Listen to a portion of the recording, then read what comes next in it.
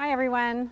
It's nice to be here today at the University of Denton, which I've actually heard a lot about over the years. I've worked in the arts for, I guess, about 25 years, and I've heard about this school, but this is the first time that I've gotten to visit.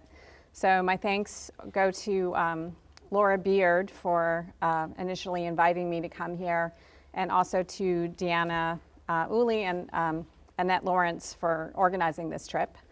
So this talk is going to be in 3 parts. First, I'm going to tell you a little bit about my background and how I came to be curator and now director.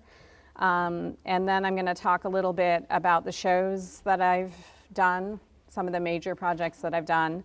And then I'm going to talk about what's going on at DiverseWorks in Houston, which is where I've been for the last 8 months. So I got my BFA at the State University of New York at Purchase. I had been living in Houston and graduated from high school in Houston, and I was really looking to get outside of Texas and kind of explore some new terrain, and New York seemed like the perfect place. And I got my BFA in sculpture from SUNY Purchase. And when I was attending college, I spent most of my time in spaces that looked like this, where I basically was trying to make wood look like something completely different. And then in my junior year, I went to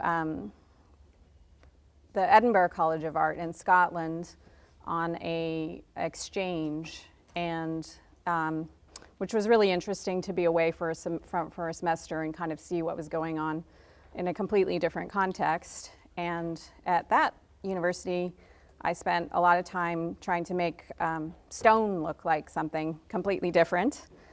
And then I went to the Center for Curatorial Studies at Bard College. There was a big gap in between before I went to Bard College. But I went back to New York to do my graduate degree, and that was really a very different track. And that was where I was looking at stone and wood things, and really looking at them and thinking about what they meant, and thinking about what art meant, why it was important, and thinking more philosophically about art making and why artists do the things that they do. And I got to the point in graduate school where I kind of was getting a little too deep into theory, and I really needed to get outside again. So there's Bard College, sorry, I'm not keeping up. And I worked at the Pollock-Krasner Foundation, which is a grant-giving organization for individual artists. It gives international grants every year. They have a lot of money to give out, so it's actually really fun to be on the other side of the art process, where you're actually calling artists up to say, hey, you got a $30,000 grant. And I really it taught me, because I had to research all these artists' lives and careers and also their financials, it taught me how art is really a long road. You know, it's not just that moment that you get the New York show. It's actually like, well, what happens after the New York show? What happens 5 years after that show? What happens, you know, in your life? How do you live your life as an artist? You know, how do you make your life a creative life? And that it's, you know, a lot of artists aren't prepared for that. They want to have, you know, sort of that success story, but that success for most artists does not last. It's not consistent, and they have to be able to really be committed and completely, you know, rely on their work to survive. And there's very few artists that actually get to be able to live just off of making their work. And so that really taught me a lot and gave me a lot more understanding and respect for older generation artists who had been around for a while, and kind of changed my viewpoint. And then before I had done Pollock Krasner or gone to graduate school, I had also worked at Women and Their Work Gallery, which is in Austin, Texas. And I also had worked at this new startup called the International Print Center, New York. And so I really had a pretty good amount of experience working in arts administration, which proved really helpful to me as I kind of pursued a career in curatorial practice. So when I finished my my degree at Bard College, because I did go back, after my experience at Pollock Krasner, I was really committed to supporting artists and finding ways to present their work in a way that was meaningful and respectful. And I finished my degree and I went to Toronto. I'm originally from Canada, and so I was really interested in this contemporary art center called the Power Plant, which was Canada's largest contemporary art center, non-collecting. And I went there in 1999, which was really a big moment for contemporary art. Everything was going global in terms of like business and culture, and there was a lot of attention paid to these cultural centers in major cities across the world. And so it was there was a lot of money for art, and we did some really quite significant major exhibitions and commissions of national and international artists at that time. But after 6 years, I kind of got burnt out, and I found myself kind of looking to work at a museum and learn about collecting art, because I thought that would be a good way to kind of expand my knowledge and skills, is to think about how to support artists by buying their artwork for a museum collection. And so that's what brought me to the Weatherspoon Art Museum. And that was in Greensboro, North Carolina, and I didn't know a soul there.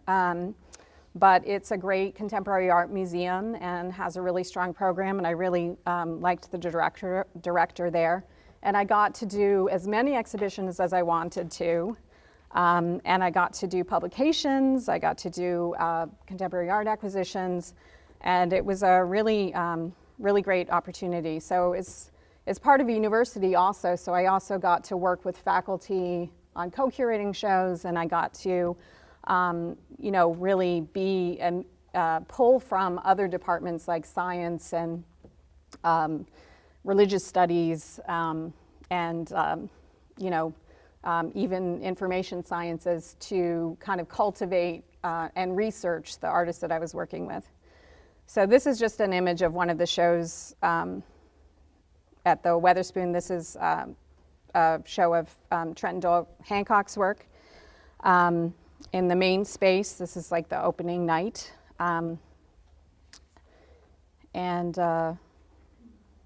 So this is the second part of the talk. Like what did I do? I did shows at the Power Plant. I did shows previously, working with other curators, assisting them at the other institutions I worked at.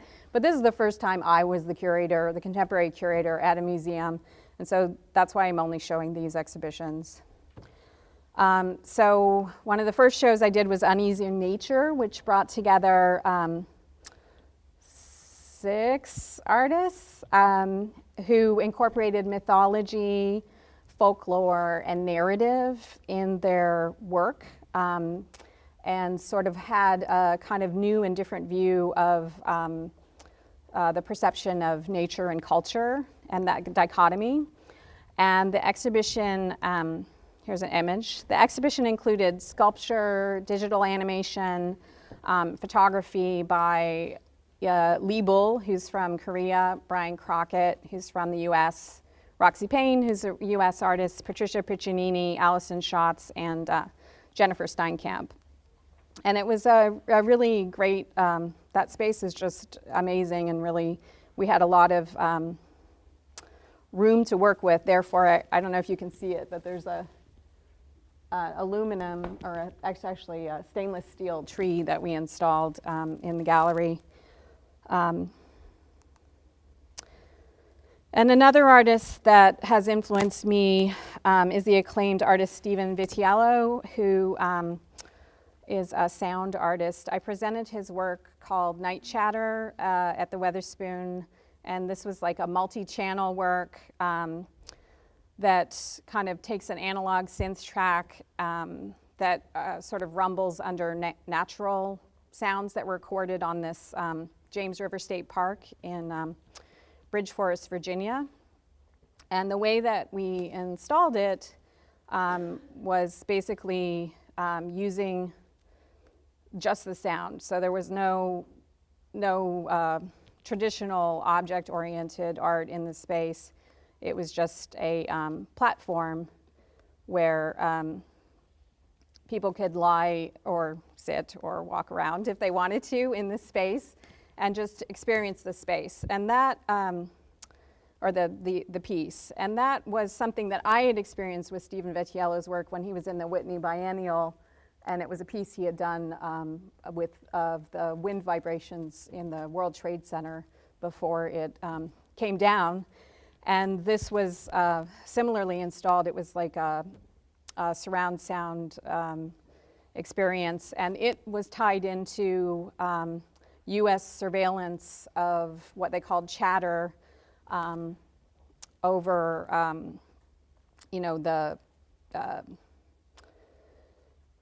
US government intelligence surveillance of communications to kind of find terrorist threats. And so he kind of took that idea and like assimilated it to the sounds of animals communicating along that river. But it was a fusion of these two things, and it was actually a really great piece. And the university students really responded to it quite well, and I was excited about that, to see such a good response. And then more recently, I presented a number of large scale solo shows of contemporary artists, including an exhibition of the work of Deanna Al-Hadid, who's born in Syria and raised in the US. And she creates these really haunting, architecturally inspired sculptures and drawings that harken back to European painting, but kind of bring European painting and the architecture in those pieces out into space, into the real world. And often her work would sort of kind of give you a very sort of skewed or different version of those spaces. So this is a larger view of the installation at the Weatherspoon. So she employs all these kind of really interesting, motifs of labyrinths and spires and pipe organs and a lot of imagery from Northern Renaissance and Renaissance art or Gothic cathedrals. And then she presents them in this kind of deteriorated state, as if to show more clearly this is long past part of our civilization, yet we continue to hold it, as a huge part of what represents Western culture. And that's just another image. It was a pretty memorable exhibition. It had a lot of interest, a lot of attendance, and we co-published the Artist's First monograph with that show. And then it also traveled to the Savannah College of Art and Design. That's just another view. And a lot of people came who were new to the Weatherspoon. There was something about the show that kind of spurred them to investigate art, and maybe they hadn't been to the museum before, which is great.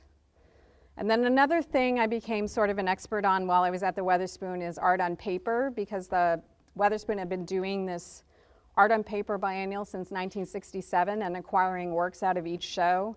And so I had to basically take that role. And so I curated 6 large biennial exhibitions. And this is, I'm not catching up. So this is just a view of Frank Selby, who's an artist who shows in Austin, but is based in North Carolina, giving just a talk. I asked several artists to co-curate the show with me in 2012.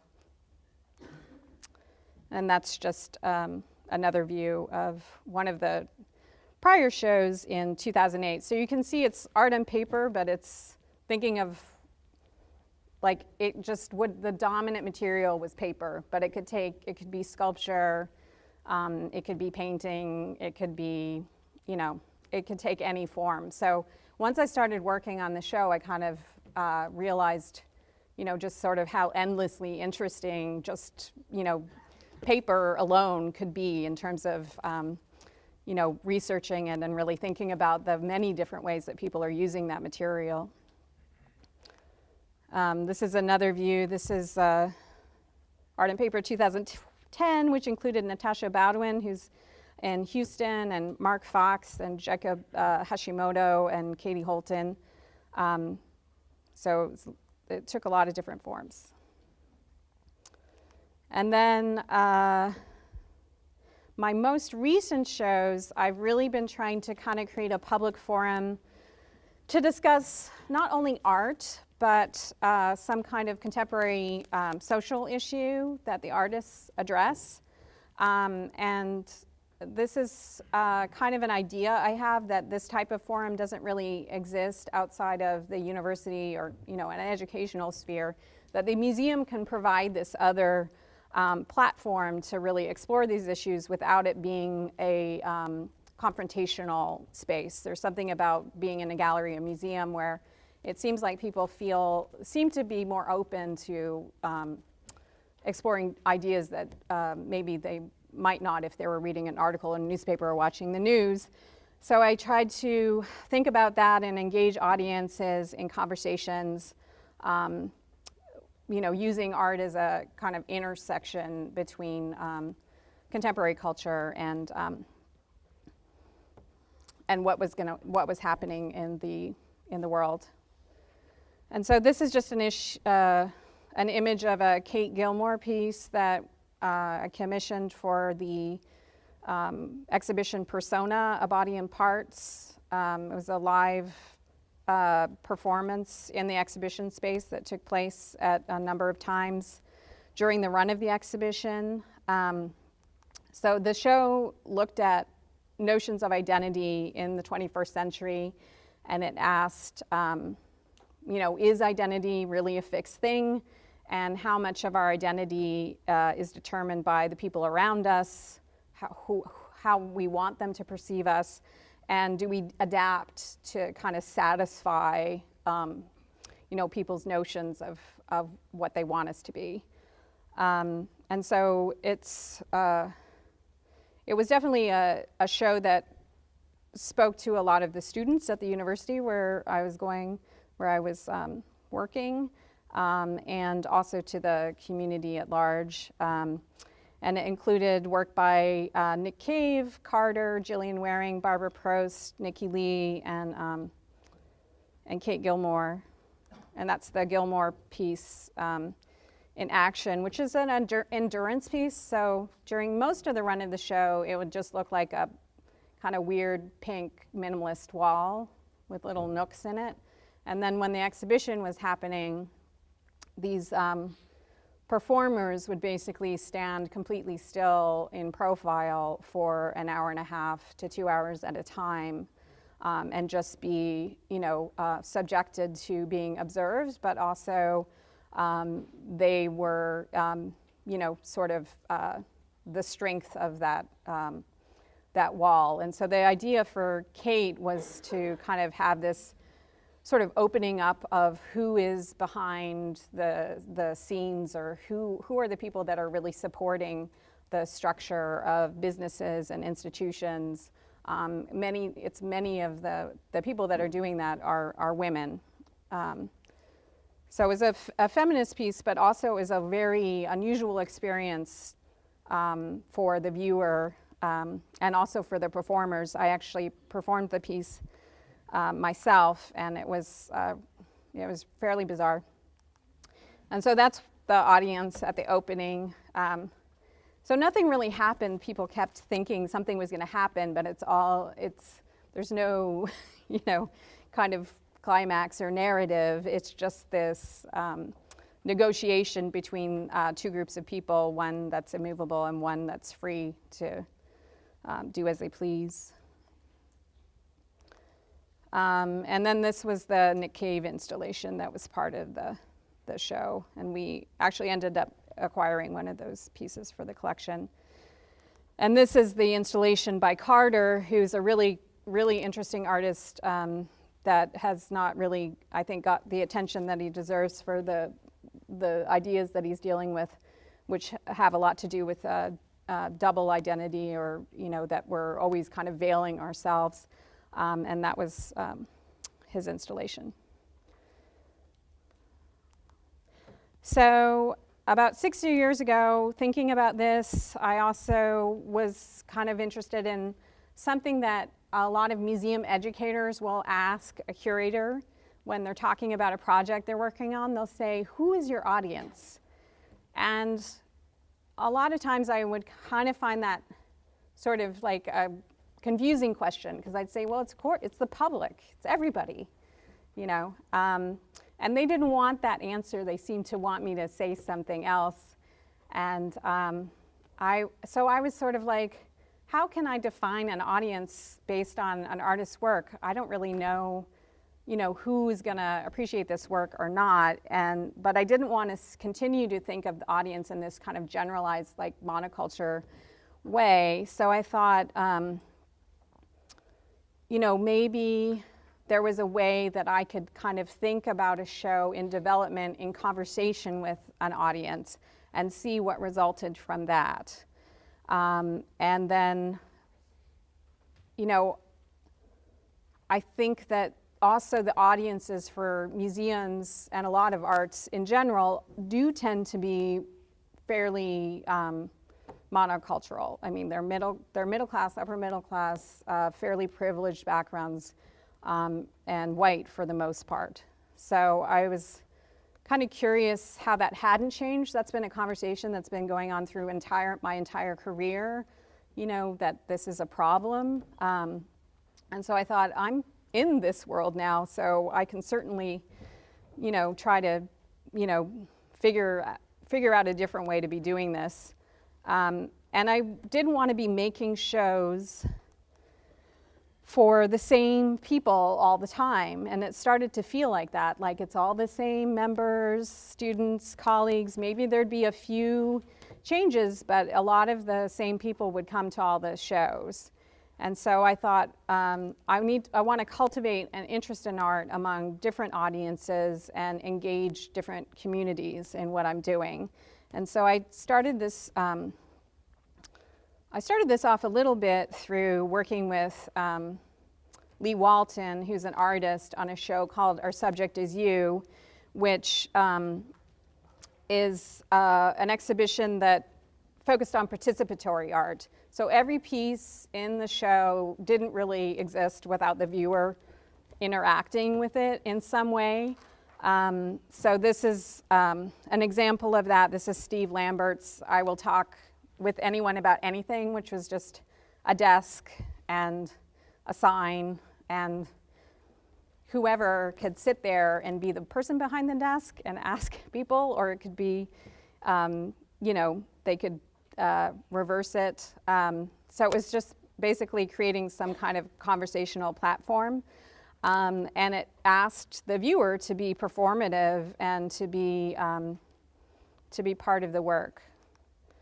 And this is another example of a work by Erwin Wurm, who's an Austrian artist, where there's a little drawing on the pedestal of a person with their toes underneath the pedestal. And so that's all there is. And so the viewer has to kind of be like, decide whether they're going to enact that piece or not. So it was really thinking about embracing social collaboration as an artwork and kind of acknowledging the roots of that in happenings and the Situationist International. And, you know, predecessors like Yoko Ono and Alan Capro, and kind of reformulating that and thinking about it in terms of like today. You know, what does it mean to do these kinds of projects today with, you know, prevalent use of text messaging and Facebook and internet to interface with people most of the time. And it seemed like when we did this show, there was such a huge response from this population that had not really engaged with the museum, because they were really longing to have like places for social interaction that they weren't really experiencing as much as they would like. And it actually developed some really strong new relationships with kind of people in the community that were very lasting, that they hadn't really thought that the museum was a place for them, but with this show it did. This is just a few of the projects. This is Nina Kachadorian, who's an artist who does a lot of participatory work, and she did this project where everyone, when they came to the opening, they would fill out a card, and then during the run of the opening, sports announcer, a sports announcer would announce the person as if they were like a sports star.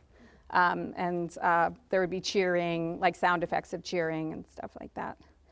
And then this is a piece by Tonico Lemos Aoud, who's a Brazilian artist based in London. And it was basically a white wall and a ledge with little pigeons, charcoal pigeons on it, and then some pigeons in the middle.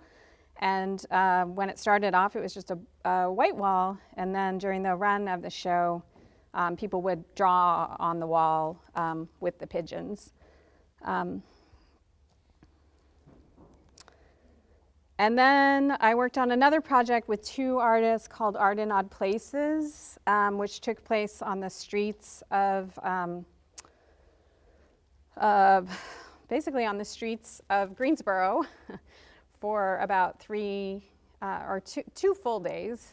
So I just wanted to show you, just give you an example. So it's basically like getting a whole bunch of artists all along the main street of Greensboro to do these sort of interactive art projects. And we basically disrupted the life of people for that weekend. And also people who were just visiting town were kind of like really kind of surprised at what was going on.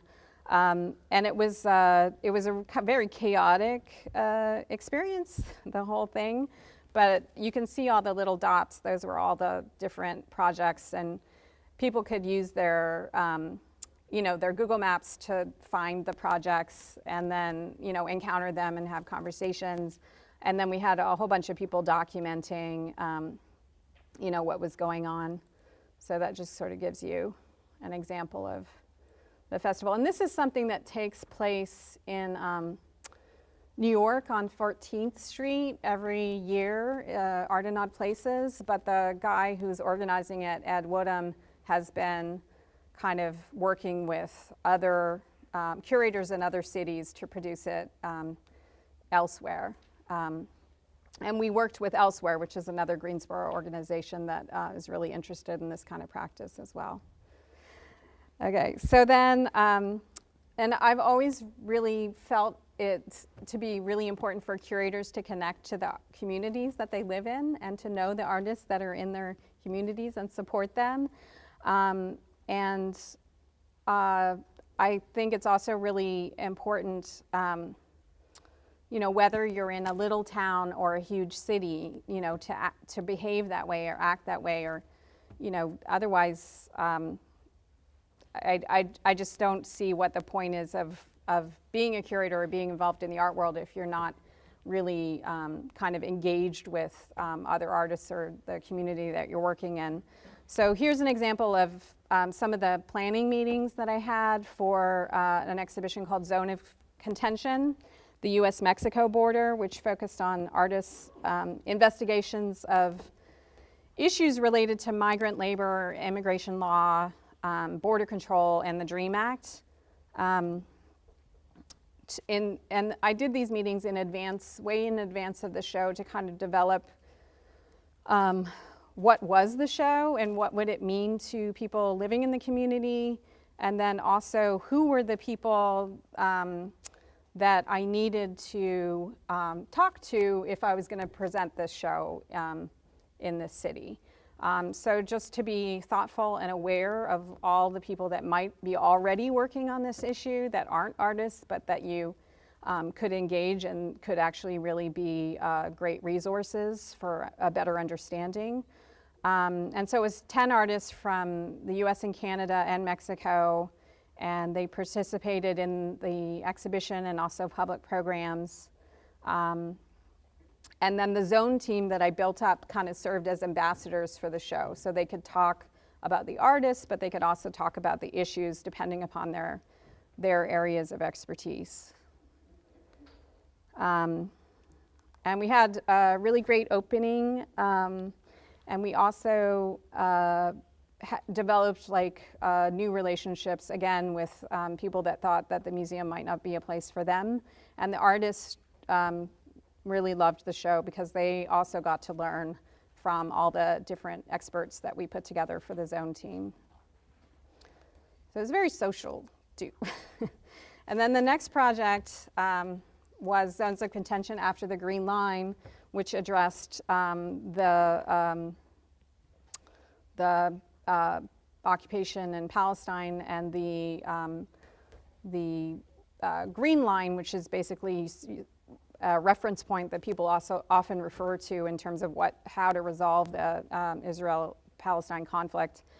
And so that I did in a similar way, where I did advance research, meetings with all the major players in North Carolina who were engaged with this issue, talked to them about the artist, and then tried to come to a kind of consensus of how I could present the show.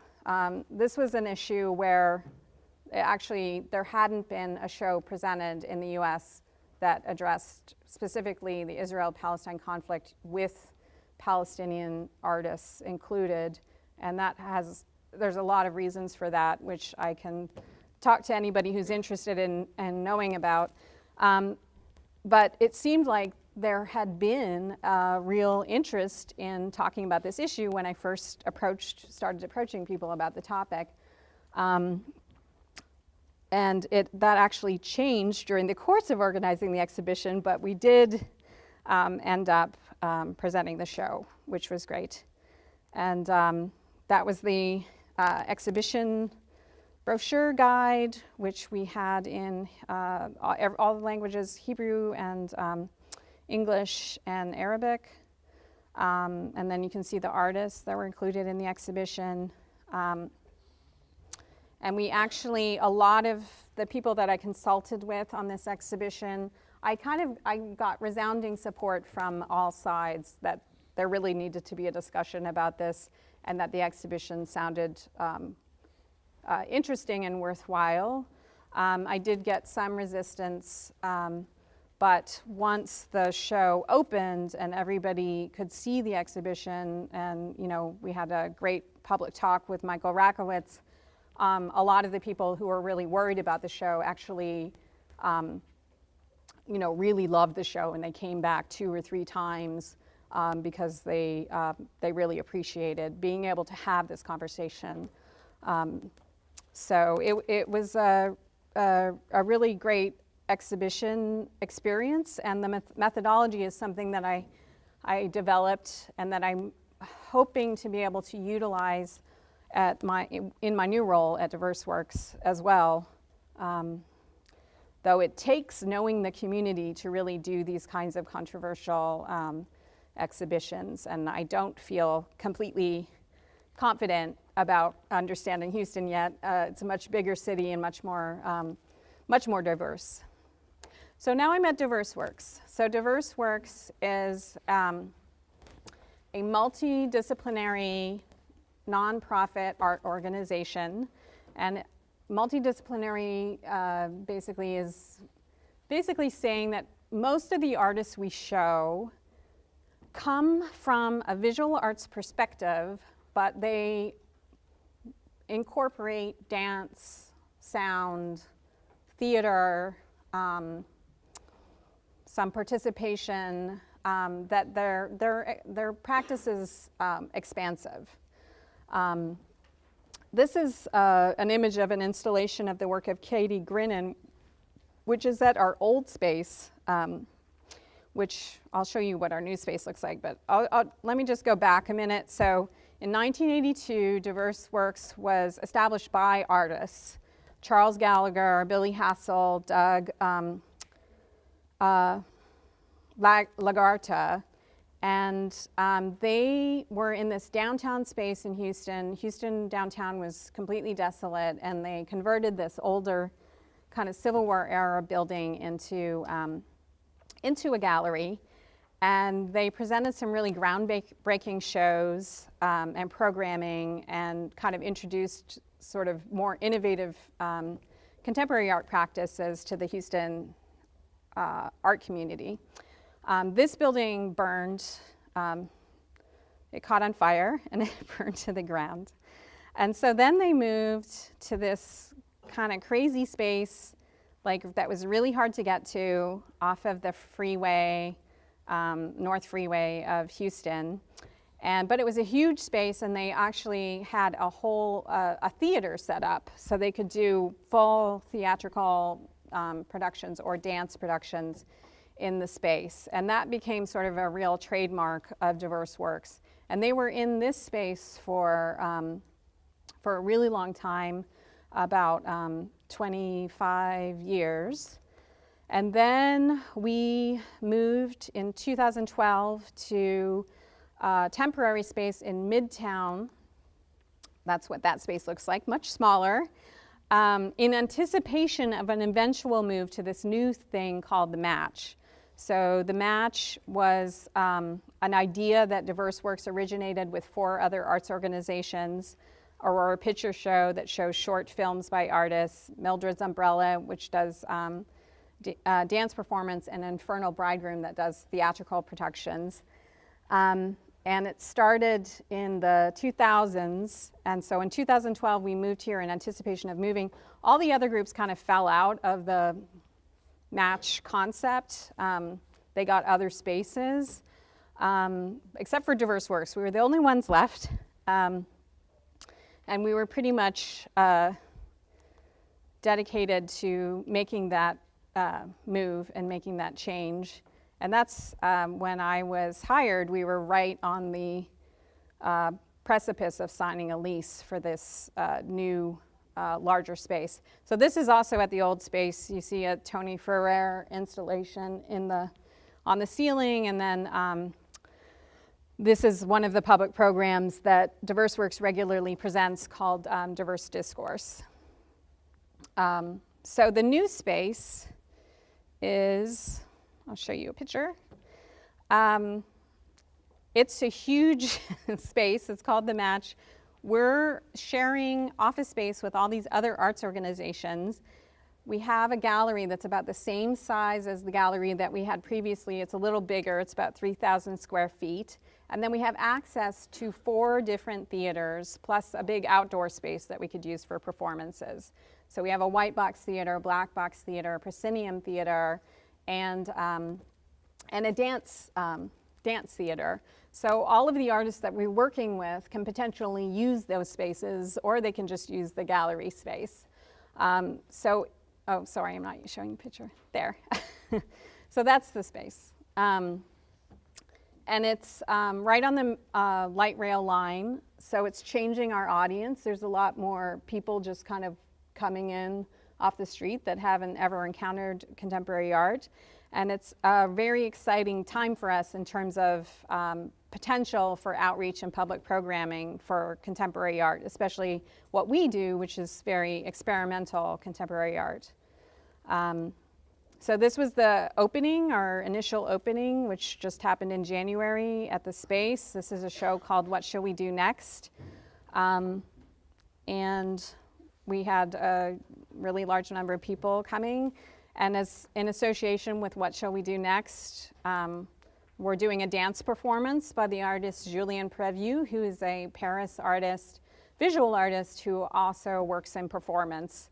And so this is a piece where the dancers use the movements that we've all become accustomed to in using our computers and cell phones and whatever gizmos we have, these physical movements that we make, like the swipe, but as a dance performance. So he kind of traces the history of bodily movements in relationship to technology through this dance performance. So it's a really unusual piece, but also really interesting and beautiful to think about how technology changes the way that we move or behave. And then in April, we're going to be presenting a piece by Taisha Paget, who's from Los Angeles, called The School for the Movement of the Technicolor People. And that is going to be in the gallery, and it'll be a space that is functions as both an exhibition installation, a stage for performance, and also a school. So we're going to be teaching people dance in the gallery. So it'll operate at all those different levels throughout the run of the exhibition. And then in the summer, we're showing Sheila Pepe, who's an artist known for kind of investigating the history of craft in art and kind of sort of questioning the canon and an exclusion of craft. And she's going to be creating a space that includes her work and also the work of other artists, including Xandra Perry, who's in the core program in Houston right now, who address issues of identity, and particularly the queer women of color in contemporary culture. And so the space is going to be set up as a place where performances will occur, but also where conversations about that in relation to Houston will be addressed, in Houston artists. And then finally, in the fall, we're showing a piece by Meg Wolf that similarly, which is a live dance performance, which similarly addresses issues of identity. And so that's sort of the thematic for this summer: identity and sexual orientation, and how that changes or questions that haven't really been addressed about that within the art community and also within society in general.